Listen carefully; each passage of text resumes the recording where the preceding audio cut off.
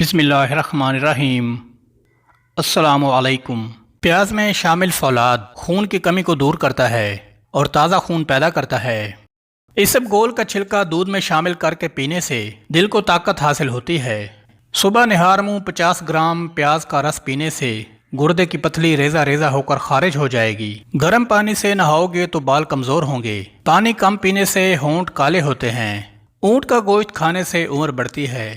جو روزانہ صبح کے وقت ایک ٹماٹر کھاتا ہے اس کے بال کبھی سفید نہیں ہوتے۔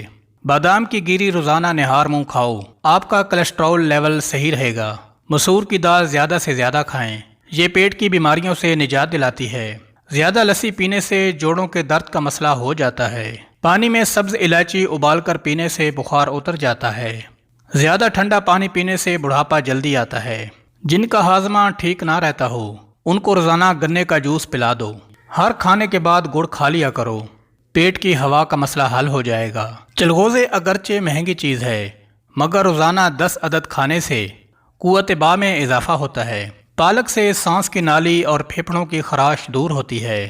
پیٹ کی چربی کو چند دن میں پگھلانا ہے تو پانی میں سنگترے کے بیج ڈال کر پی لو۔ عورتیں گھر میں چکوترے کی سبزی بنائیں، اس سے منہ کی جھریاں نہیں آئیں گی۔ بدن کی خوبصورتی بڑھانے کے لیے روزانہ 5 دانے انجیر کھائیں۔